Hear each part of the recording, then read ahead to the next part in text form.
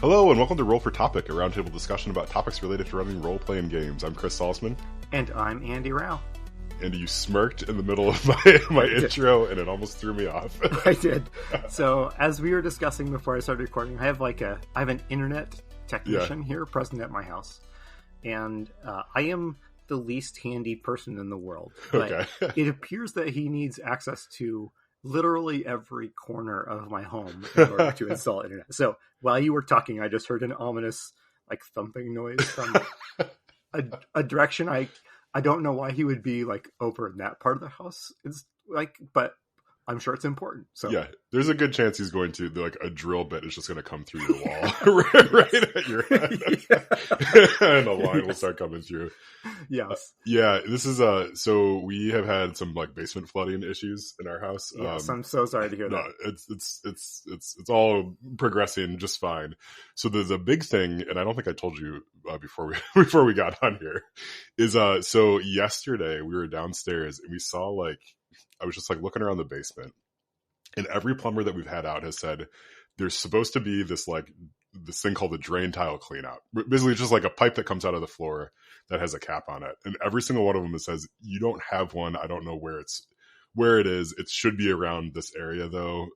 Sorry, you're out of luck. This is going to cost you many thousands of dollars more like that. So yesterday we're down in the basement and I see this thing sticking up out of the concrete that looks too curved to be a rock necessarily. And so is it the bone of an ancient creature?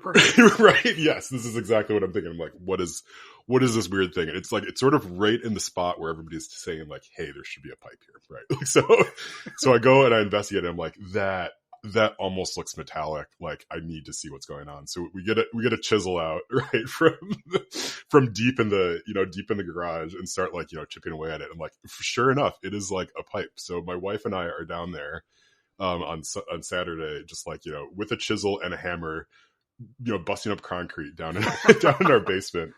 And I have to say, as a homeowner, there's not a lot that's exciting about DIY projects, but this was exciting.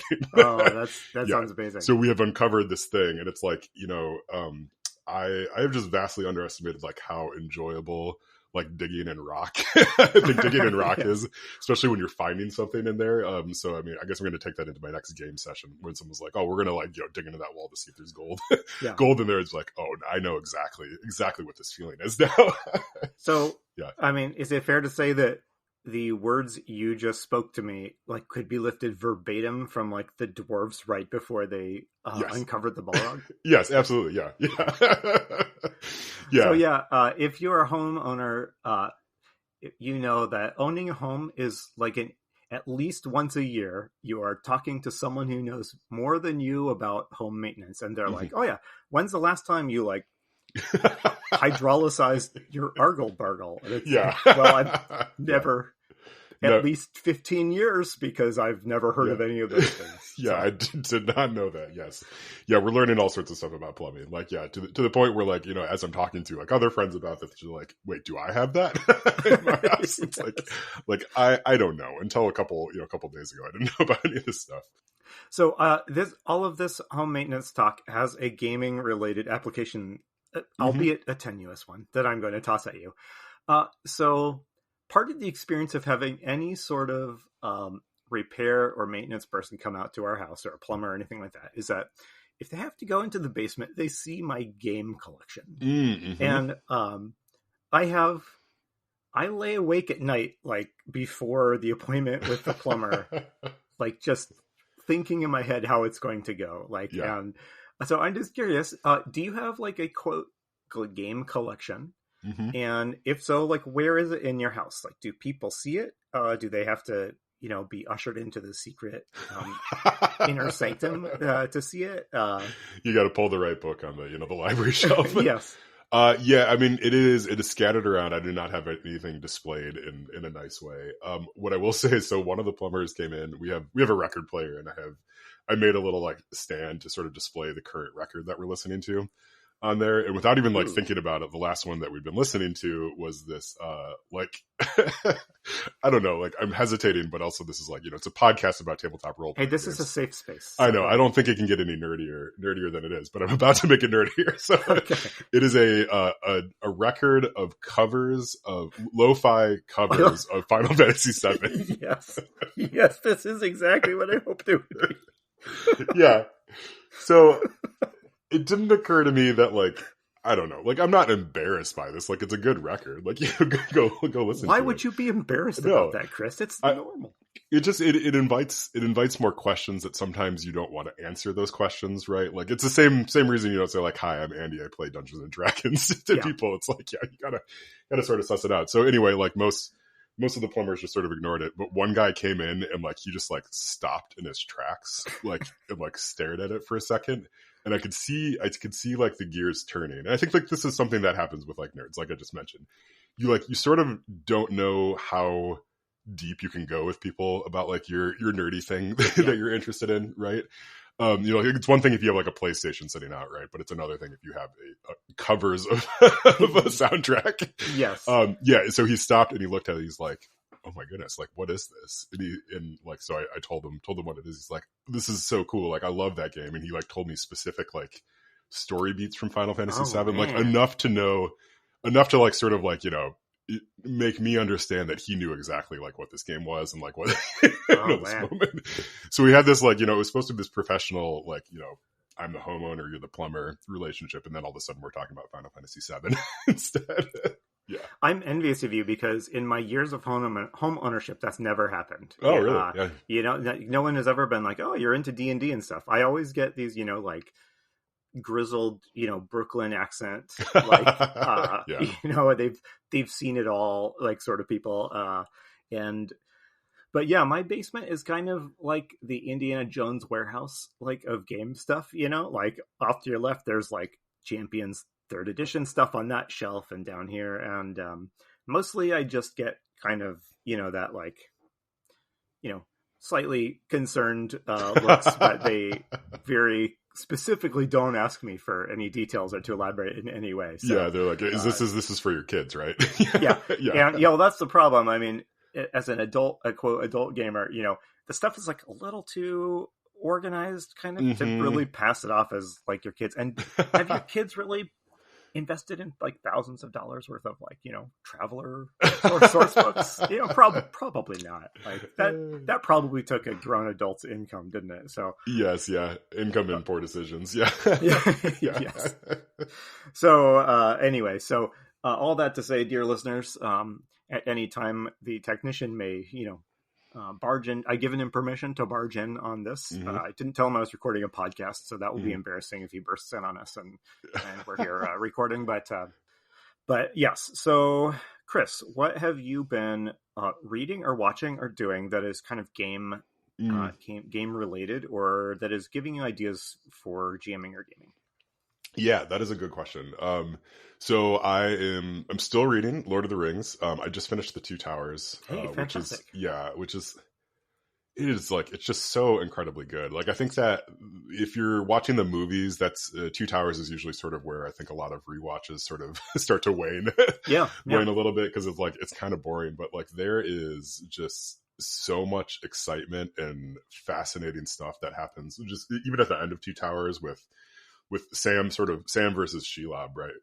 It's just like this amazing deep scene with like all this like history and stuff built in about Shelob, and like Sam being like the only person ever to, to like get a hit in on Shelob and stuff. It's like, it's just this like such a cool scene. And I found myself like once I hit sort of like them going into the tunnel, like the tunnels, Gollum leading into the tunnels, it's like you can't put it down, right? You can't put it down until the end of it. It's just so good. And then Return of the King just starts up, and it's just like pedal to the metal. Like everything is coming together, everything's going wrong, everything's going right. It's like, it's just an incredible book. And I'm trying to remember, because I've always heard that like, Tolkien wanted it to be in one big book, and like his publisher made it split up into 3. Do you know, did they actually publish them separately? Like, or when it came out, did all 3 of them come out at the same time, or did you have to like wait a year in between? Here's my understanding. Please write in send us an angry tweet if this is incorrect. My understanding is that it was first published in 3 parts. That Tolkien had split it into 6 books, which you can see as you read, and that they grouped those in and released them as 3. So I do not. So I mean, there's this famous, like, I don't know if it's true or not, but there's this famous story of, like, you know, the phrase like Frodo lives appearing on like New York subways and stuff when the Return of the King came out or something like that. Yeah, it's I don't know, because like as I'm reading them, I just keep on thinking about that, like where I would just be like livid, I think, if I had to stop at Two Towers and wait wait a little bit, because it's just like, I mean, just go straight into Return of the King, and there's just like such a payoff of all these little story beats in that. I mean, it has me, you know, of course, like thinking about like games and running games and stuff, and just like how to build in more of those like little bits of payoff and stuff. And I mean, I think unfortunately for me, part of that is like having a little bit more lore and stuff figured out beforehand, right? Like just like the backstory of like Shelob, right? Like, I mean, you just like, there's so much depth there to what amounts to, in like another fantasy thing might just be like, you know, it's a big scary spider, right? Like big scary spider in the tunnel, right? But like instead, like Tolkien manages to, just in a handful of few pages, I mean, like you can tell that there's like a deep history there too, that he's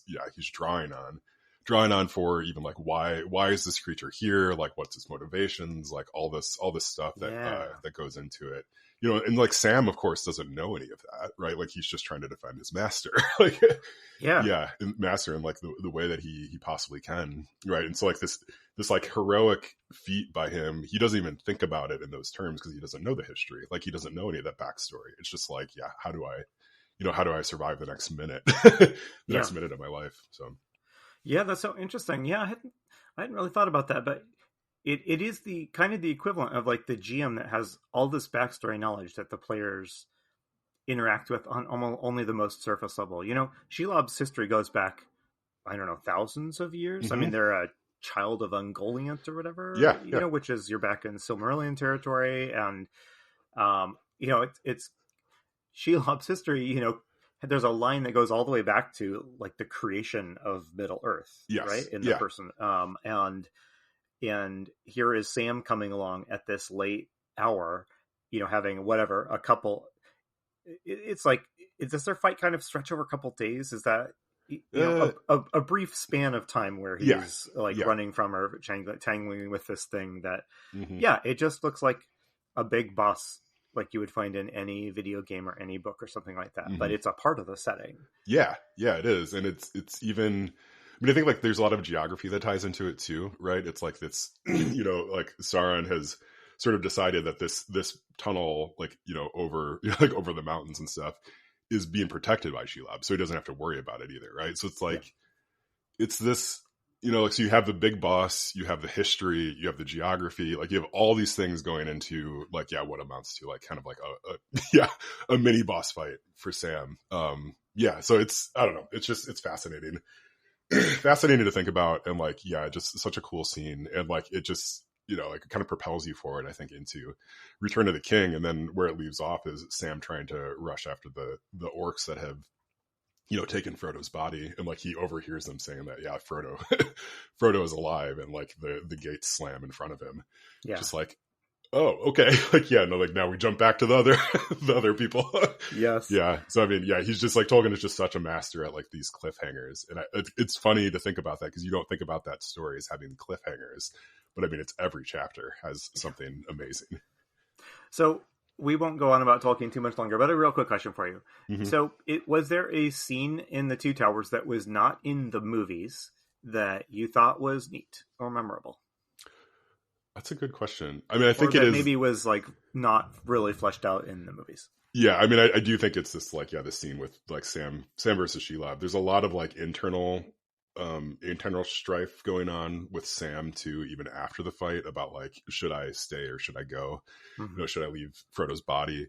Like that sort of stuff, I think like shows Sam's character in a way that like the movie doesn't quite get across. Like it tries to a bit. I mean, and like Sam like puts on the ring, like, right. And like, you can even tell like he's not going to be tempted by it. Like he's doing it because he's a bit frantic. Is that the sequence where he sees a vision of like the Shire like blooming, and he's maybe this is in the earlier Return of the King, where Sam like sees this future where he takes the ring and he uses it to like make the world green again. Oh no, yeah, it's not in there. Yeah, not yet. All right. Yeah. So well, we'll chat. Maybe we can chat about that when you hit it, or you can report to me that I invented that in my head. So yeah, no, it's good. But yeah, to jump off of Lord of the Rings for a minute. So like the other thing I've been thinking about a lot is running a hex crawl of some sort. Like, so I mean, I think we've chatted a little bit about that, the podcast, and then elsewhere. Like, there's I've played in one hex crawl that Kyle Latino ran, like, I mean, almost 10 years ago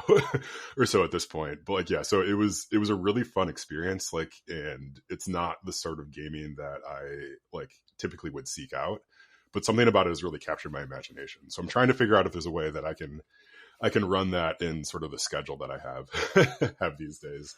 So what is it about what is present in a hex crawl, as you define it, that's not present in a just a regular D&D game?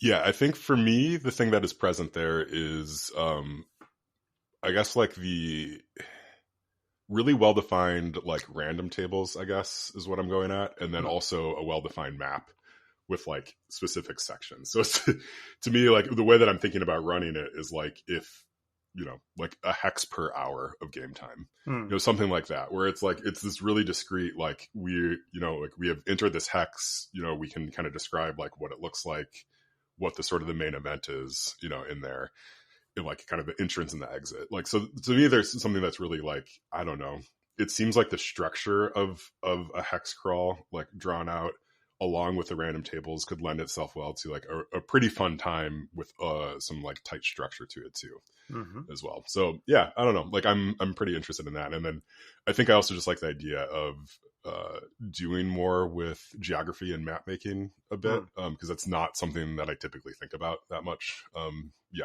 I'm running games, for better or for worse, right? So like, yeah, for me, there's some challenges there too that I think would be pretty fun.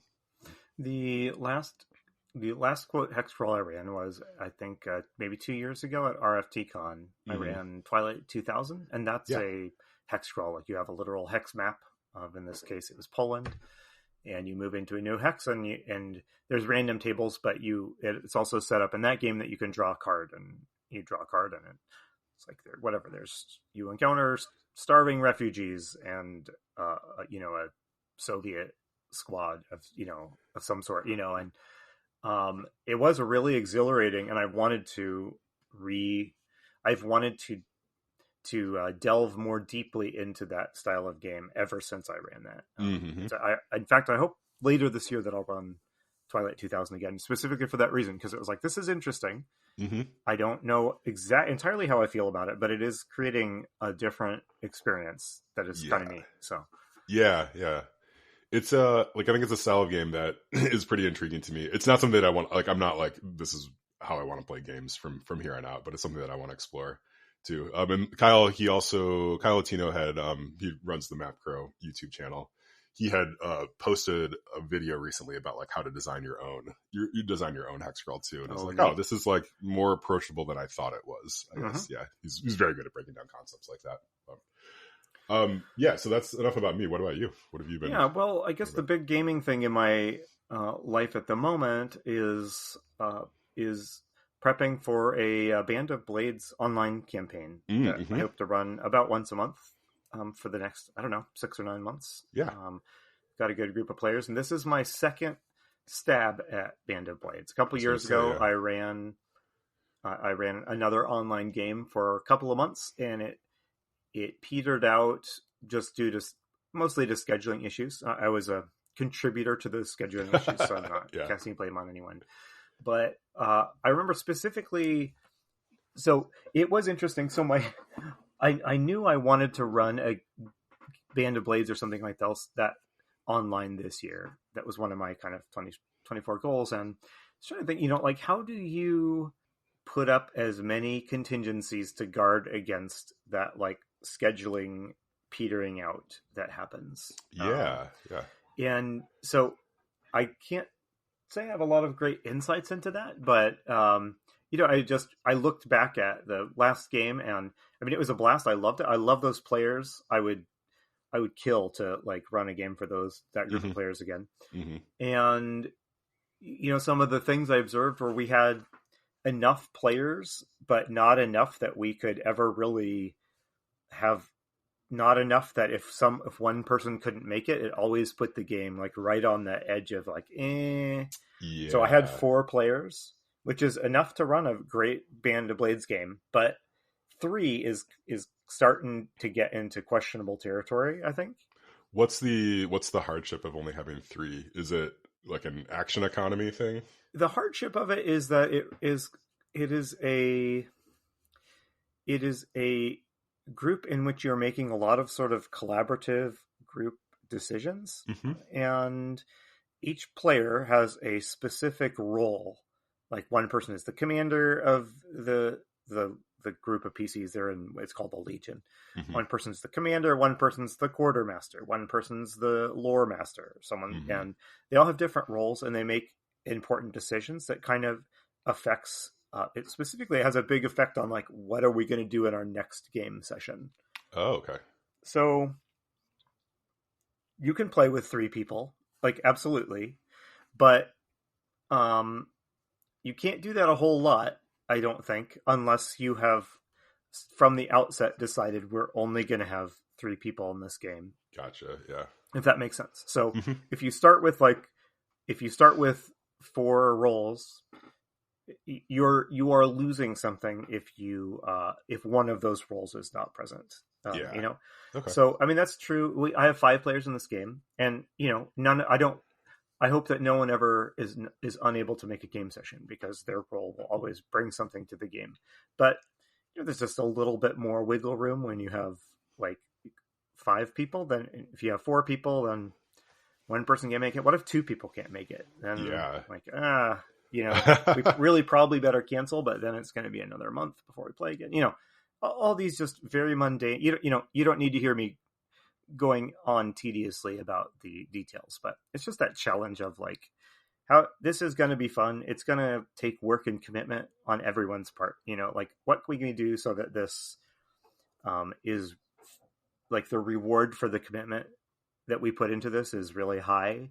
You never want it to be like, I don't know. I mean, I want that enthusiasm to be there. I want us all to be excited about the next game thing, not like thinking, no, well, I'm kind of busy, or I've got this other thing, Yeah, that makes a lot of sense. So like, it's interesting to be strategic about like, the number of players. I mean, I think there's always that line of like, you don't want to have too many people. Yeah. Too many people there. Like, people stop having as much fun because they have to wait their turn too often, or the system just doesn't work right, and then like too few people, and then it's like, well, should we really play at all? My understanding of Band of Blades is that you were like sort of working across a map, right? So like there is a defined endpoint to the game. Like, so you mentioned 6 to 9 months or whatever, right? Like you can't stretch this out to years and years. There's sort of a defined endpoint. Yeah, exactly. It's a game that has an endpoint. There's a little bit of variability in when the endpoint comes. I think the game says something like you're supposed to play it in about 10 sessions. Okay. That I would say maybe 12 or 13 sessions seems more plausible to me based on the one campaign I ran of it. But it's in that vicinity. And you as players can take actions to kind of speed the end up, either by doing well, really effectively and quickly, or by doing so poorly that that the game timer ticks down before you're ready for it. So but that's one of the appeals of it actually, is that it isn't we're going to play this until eventually enough of us can kind of peter out. It's more of a, can we all stick together for 10 sessions to tell this story? I find that really compelling. And that is compelling. So I guess tell me a little bit about your prep then.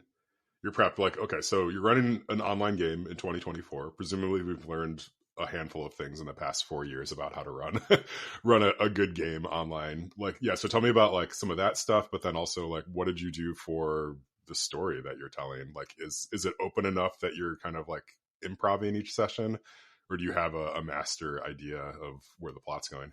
Yeah, well, so there's a number of questions there. So, like, prep wise, yeah, I mean, it's a game where there's some bookkeeping involved on the GM's part, and on some of the player roles have, someone has to maintain a list of like people that are in the Legion and keep it updated in between sessions, right? And so part of it has been assembling. There's a lot of good just player made cheat sheets, and Kyle Latino, and the last time I played this, made this great spreadsheet that I just copied, for handling, keeping track of all all your NPCs and stuff. And it's a pretty improv-y type of game. There's really no way that as GM I could really chart out how I think it's going to go. We just have to see.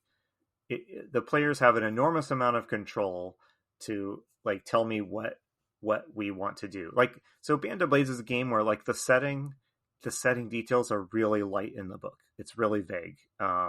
So you have to fill the gaps with stuff if you want the setting to be interesting. And at least at our kind of session 0, I tried to pitch to the group that like, we need to do this as a group, because I won't if we're in a forest area of the map and you want to sit down and come up, like, someone lives here, who lives here, like what, like, is there an ally you might be able to recruit here? Is there an ancient legend about this area that you might want to dig into?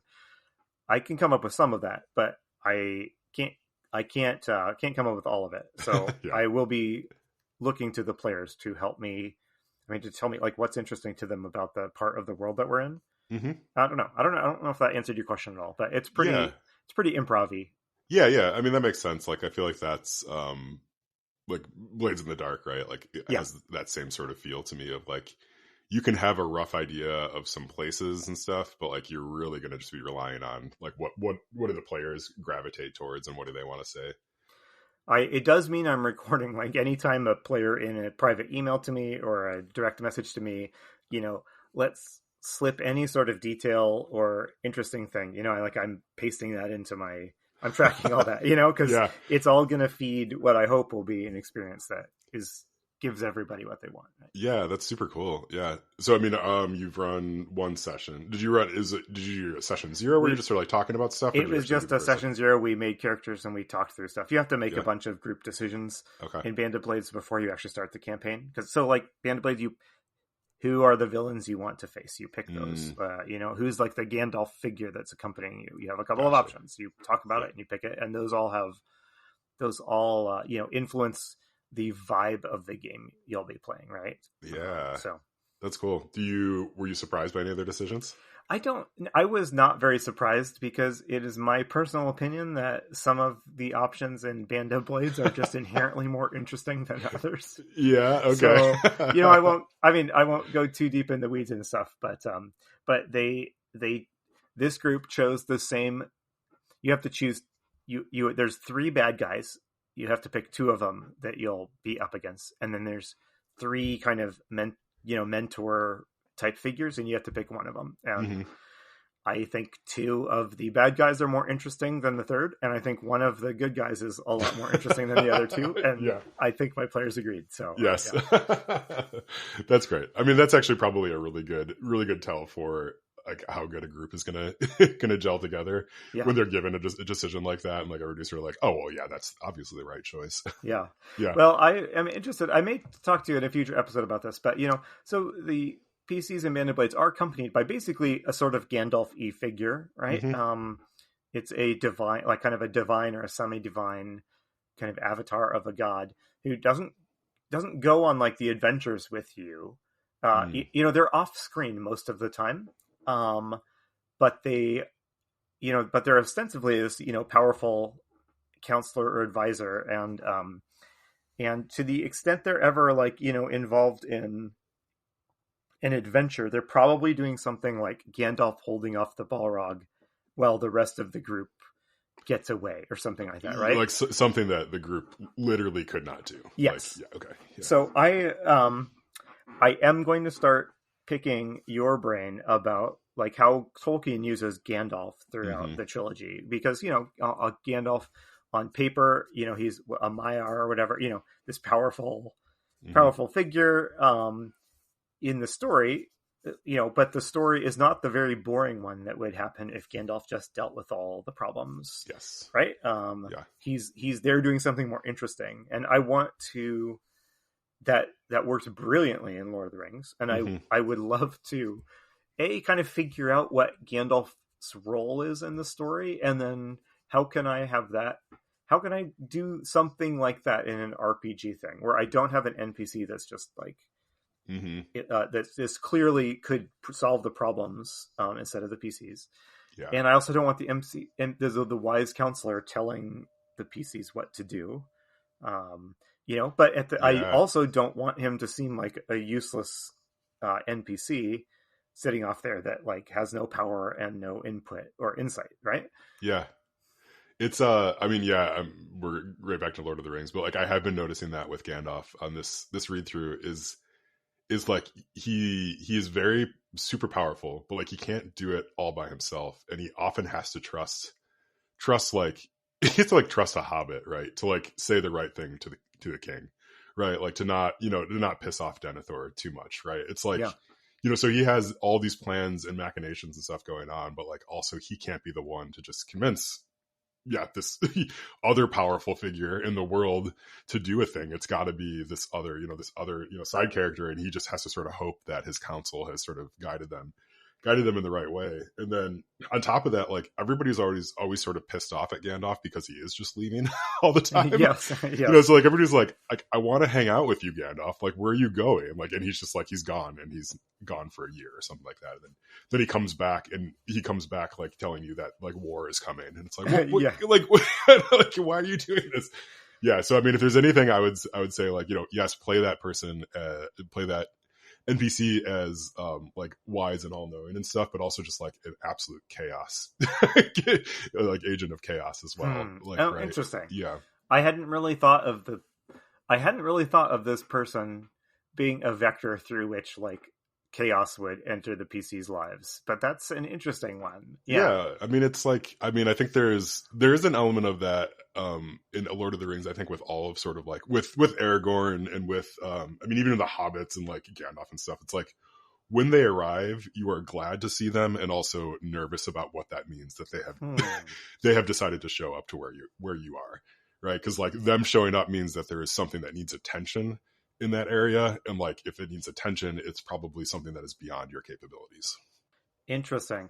I was Googling around a little bit because I know it's a kind of principle of storytelling. If you look at like, if you break like cinematic storytelling down to its parts, you often, there is this well-worn or very familiar role of like the advisor or the counselor. At some point in the hero's journey, they encounter a counselor or a wise person who kind of sets them on their path or confronts them with some truth that they realize and they move on. But Gandalf doesn't work exactly like that's the Yoda thing, right? Like Luke goes to Yoda, he's challenged by Yoda or whatever to make realizations about himself, and then he goes off taking that wisdom with him.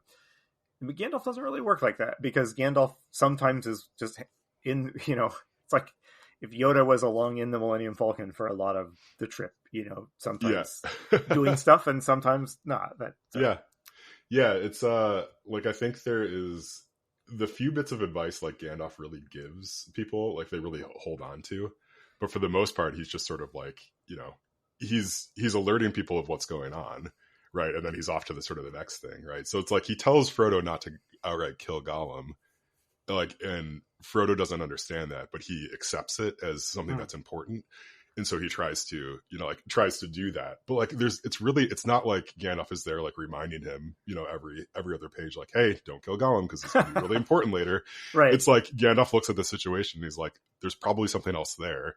I don't know what it is. Like, here's a bit of advice, like take it or leave it. Right. And it's like, I think like Yoda is like teaching Luke exactly how to be like the perfect Jedi, right? And like Gandalf's role is very much more of just like, you know, little bits of advice and really kind of hoping that he can steer stuff his way.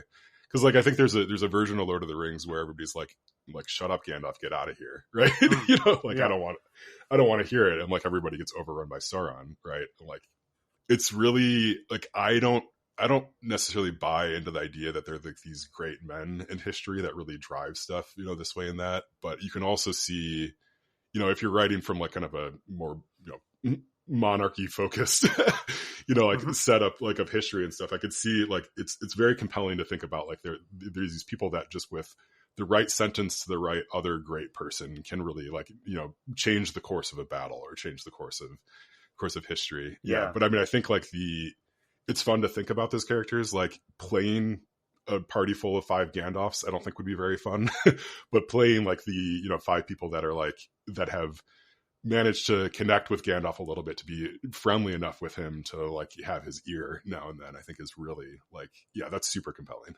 So, well, I'll let you know how that goes. Okay. Yeah. Sorry. I apologize for just talking about Lord of the Rings for most of the episode. No, this is great. Yeah, actually, I mean, so handling that, they're called the Chosen in Band of Blades, and so handling that has been something I've put a lot of thought into. So this is helpful guidance, and I will be hitting you up for more as the campaign goes on. So my last question, and then we should wrap it up, is right. So you know, is Band of Blades the sort of game where you could have people kind of drop in now and then? Like, yeah, kind of like, yeah, people that just show up for a session and then leave because they're not going to go on with the Legion. Yeah, so yes, it is. And I have thought very specifically about that in running this campaign. So Band of Blades is kind of, it is closer to, like, do you know what a troop style role-playing game is? It's where you don't, instead of you always playing one PC, it's you, the players are playing, you may have a pool of characters, like there may be a pool of 20 characters from which you in each game session you will play one or more than one, depending on the needs of that adventure. So I think like Ars Magica is like an example of a game like this, where you're not always playing the same PC. You're playing whichever PC from your group is, you know, most relevant to whatever the story is at the moment. Band of Blades is kind of like that. In that you won't always be playing, quote, your PC, although you will have a PC that is kind of mostly yours. Yeah. It also, but that it lends itself well, like in almost every mission or adventure in Band of Blades, you're accompanied by like a squad of the game calls them rookies. Like they're like red-shirted ensigns, who, I mean, if they're lucky and they do well, they might evolve into full PCs, or they may just die, like, you know, the ensign beam down onto the planet with Kirk. So that lends itself really well. And I have at least 2 people who have expressed interest in, like, hey, I can't commit to the campaign, but like I would be willing to come in and play an ensign sometime if you need. So that, like, so I feel really good about that. I feel really good, not only about like the enthusiasm level of my players, but about knowing that we've got some backup when inevitably, for very good reasons, somebody or maybe a couple somebodies can't make a game. Yeah. That's exciting. Yeah. Okay, cool. All right. Well, let's wrap it up there. So, this has been Roll for Topic. You can go listen to our sister show, The Splat Book, at thesplatbook.com. That's with John Corey and Kyle Latino. And they have just published an actual play of Dungeons and Dragons 5th edition, where they're playing the Lord of the Rings version of 5e on air. I think Kyle's the DM for that. So I listened to a little bit of it. It sounds really awesome. I know they're going to do another episode of that too. So yeah, go check them out. It's really, really fun that they're diving into that. What a fun surprise, by the way, that those guys wound up playing the 5e version of Lord. Like, what a fun surprise. Yeah. Surprise. Yeah. Those hypocrites. Well, I hear like thumps and thuds of the technician approaching. So let's sign off. Yeah. Okay. All right. Okay. Well, I've been Chris Salzman. I've been Andy Rao. And remember, if your player's having fun, you're a great GM.